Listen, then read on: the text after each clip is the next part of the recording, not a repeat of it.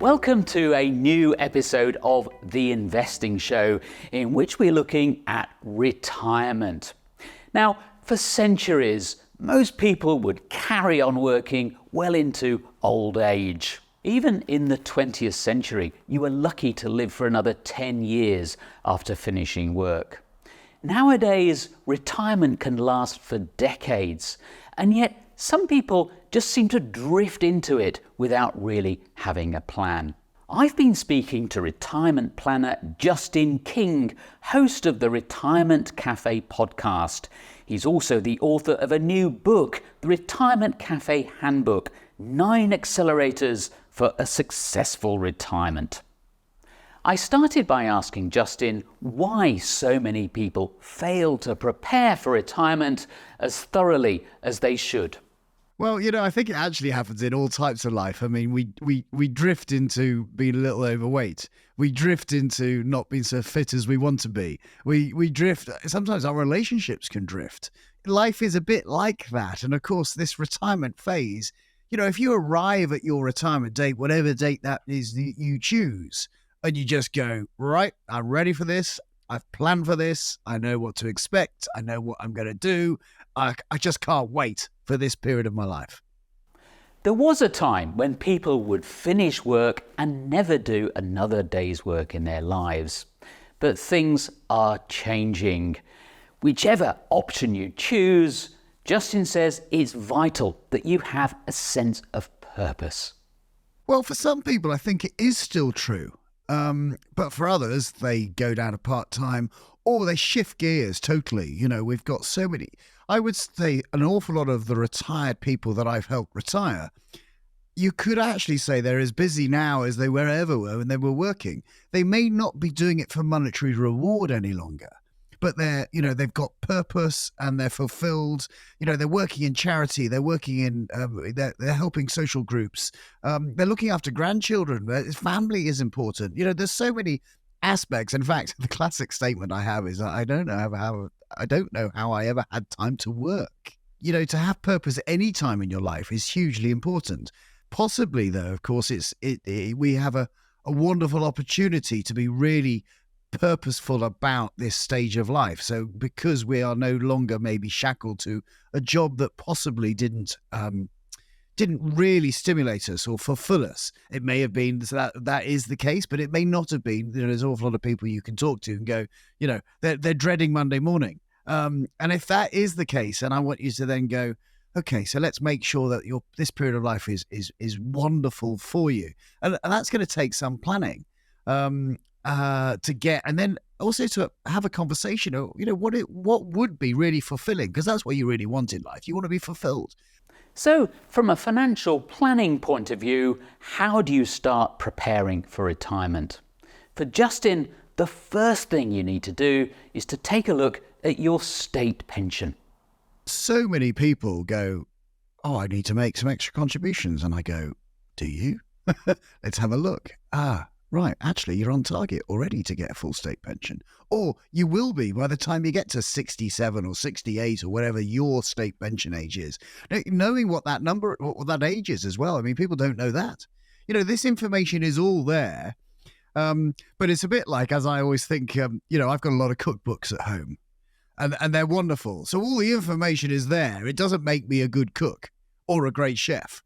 They passed on all that wisdom, but actually I'm the one who's got to practice and take action and do something about it if I want a wonderful home cooked meal. And that's, so let's get the money aspects kind of on the table. Okay, what does it look like? Maybe as a couple of state pensions, 20 grand a year in state pensions, 10K each, roughly in today's terms.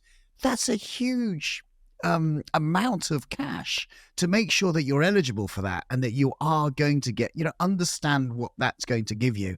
Have you paid the right contributions? Are you getting the right credits? For most people, the big question is how much money they're going to need to enjoy the lifestyle they want in retirement. But it's not an easy calculation to make. And that's why this is the one stage of life when it's crucial to seek professional financial advice. Financial planning is such an art, not a science. And we really, I mean, Robin, you know a lot about investing, but we only know history. We don't know the future. We don't know what interest rates are going to be. We don't know what inflation's going to be. We don't know what the reinvestment returns are going to be. We know so little. It's quite amazing that we can call ourselves retirement planners, with all honesty. We don't know how long someone's going to live. So we've got all these vagaries to deal with.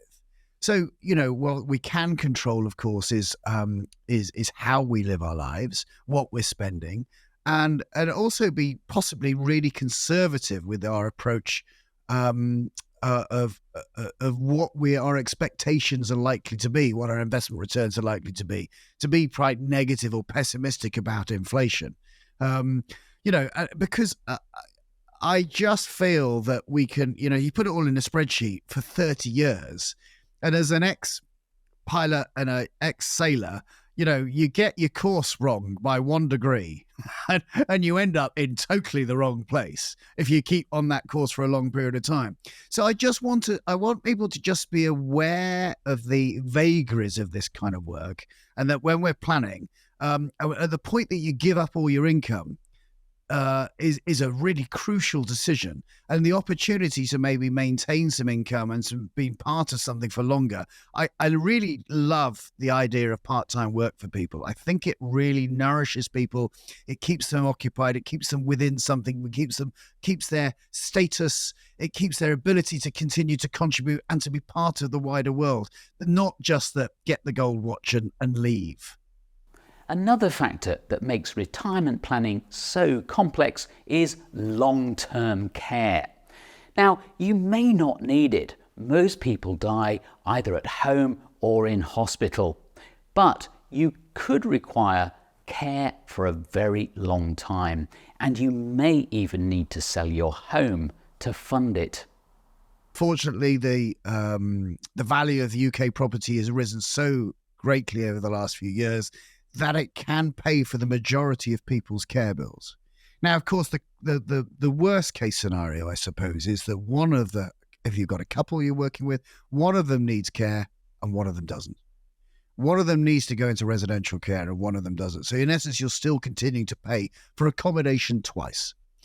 And that will drain assets pretty darn quickly, of course. But money can be borrowed. We don't talk enough about equity release, I think, as a way of paying for care. That possibility is always on the table. And also having that discussion of what long-term care annuities will buy. I've had plenty of scenarios where those types of annuity products, we recently just arranged one, just to guarantee and ensure that the rest of their capital won't be eroded, because the care fees are now covered and paid for. Abraham, why do you think so many people in their 40s and 50s drift towards retirement without properly planning for it? What is it they say, Robin? Life is what happens when you're busy making other plans.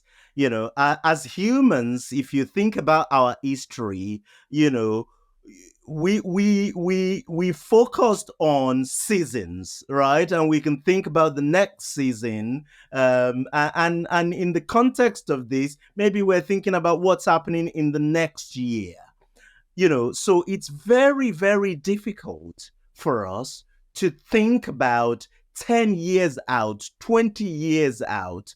But the reality is that before you know it, they come around very, very quickly. So the challenge is that for most people, there is the natural tendency just to put off thinking about retirement.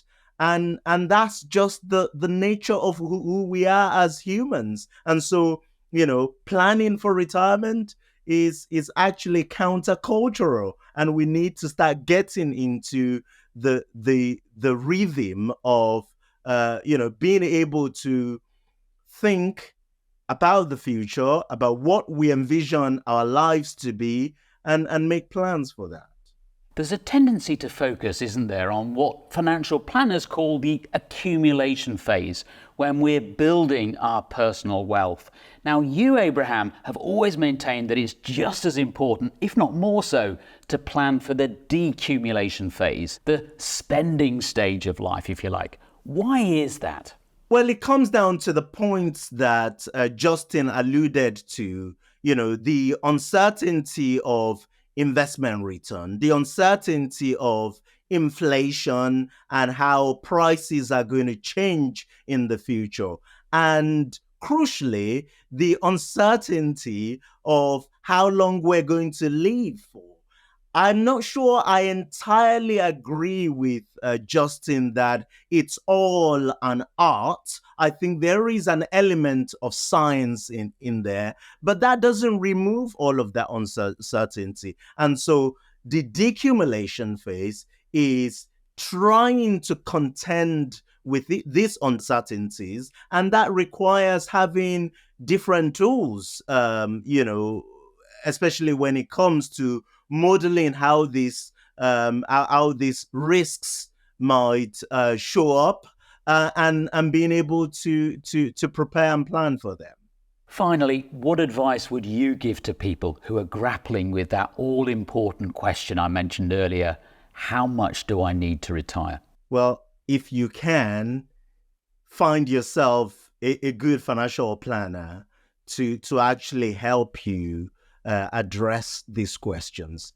If you can't, then there are, educational courses and programs out there that walks you through these steps. One of them is, by my very good friend, Pete Matthew, and he has a program and process that he takes people through that, to help them plan for retirement.